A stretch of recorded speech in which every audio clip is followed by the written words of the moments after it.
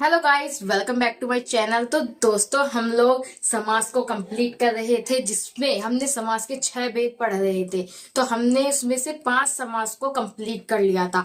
आज हम लोग लास्ट समास बहुव्रीहि समास को कंप्लीट करेंगे, डिस्कस करेंगे। तो चलिए फिर स्टार्ट करते हैं समास को।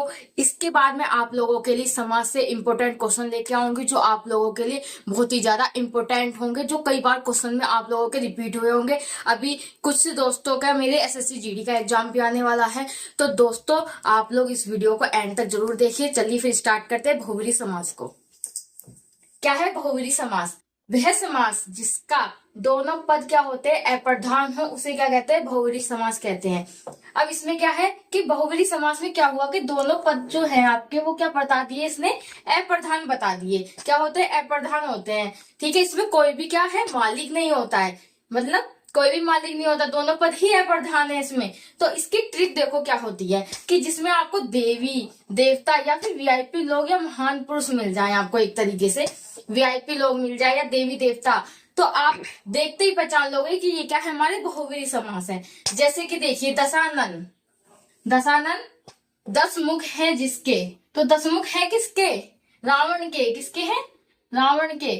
तो आप तुरंत पहचान लोगे इसने क्या किया कि दशानन, इसने नेम दिया, एक शब्द दिया, और वो क्या है, तीसरे की ओर क्या कर दिया, इशारा कर दिया इसने एकदम से कि दशानन 10 मुख है जिसके, वो कौन हो गया? हमारा रावण हो गया। तो इसको देख करके आप क्या पहचानोगे? ये बहुव्रीहि समास है। दशानन क्या है, क्या था? एक देवी देवता का, मतलब एक तरीके से महान भक्ति था, देवी देवता का एक महान ही पुरुष था एक तरीके से।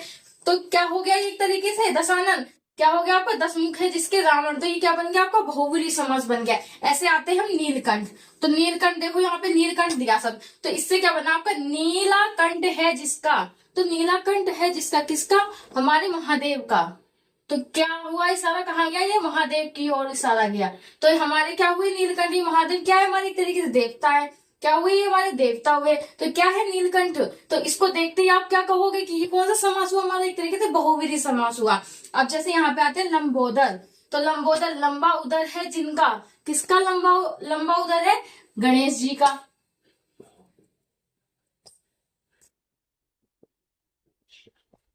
तो क्या हुआ? ये एक तरीके से बहुव्रीहि समास हुआ। लंबोदर, किसी तीसरे की ओर इशारा करना। इसमें क्या है? दोनों पद है, अप्रधान है। दोनों पद अप्रधान है आपके, तो क्या बन जाएगा? ये हमारा बहुव्रीहि समास बन जाएगा। जैसे गिरिधर। गिरिधर मतलब गिरी को धारण करने वाला। गिरी को धारण करने वाला कौन है? कृष्ण है। गिरिधर हमारे, तो गिरिधर कौन है? हमारे एक तरीके से कृष्ण है। तो उन्होंने क्या किया है? कृष्ण ने गिरिधर, गिरी को धारण करने वाला। तो ये क्या बना हमारा? बहुव्रीहि समास बना। क्या है? एक तरीके से हमारे देवता है। देवता, तो देवता आ जाए, देवी आ जाए, या फिर वीआईपी लोग आ जाए, तो वो क्या बनेगा? हमारे एक तरीके से बहुव्रीहि समास बनेगा। जैसे कि यहाँ देखिए, महावीर। तो महान है जो वीर। तो कौन है महान है जो वीर? तो ये क्या बना? हमारे एक तरीके से वीआईपी लोग हुआ।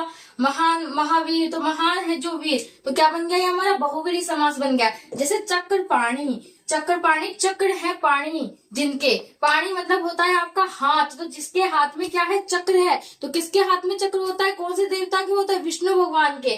तो ये क्या हो गया हमारा? एक तरीके से बहुव्रीहि समास हो गया। तो दोस्तों, क्या बताया मैंने आप लोगों को? बहुव्रीहि समास की वह समास जिसके दोनों पद क्या होते हैं? अप्रधान होते हैं। तो वो क्या होते हैं? हमारे एक तरीके से बहुव्रीहि समास होते हैं। ट्रिक क्या बताई मैंने आपको? जैसे देवी देवता या फिर कोई वीआईपी लोग मिल जाए, तो वो क्या होते हैं? एक तरीके से हमारे बहुव्रीहि समास है। जैसे दशानन, नीलकंठ, लंबोदर, गिरिधर, महावीर, चक्रपाणी, तो ये क्या है हमारे दोस्तों? बहुव्रीहि समास है। तो दोस्तों, यहाँ पे हमारे जो समास के 6 भेद है, वो क्या होते हैं? कंप्लीट होते हैं। अब मैं इस समास से आपके लिए क्या कहते हैं, क्वेश्चन डिस्कस करूंगी वो।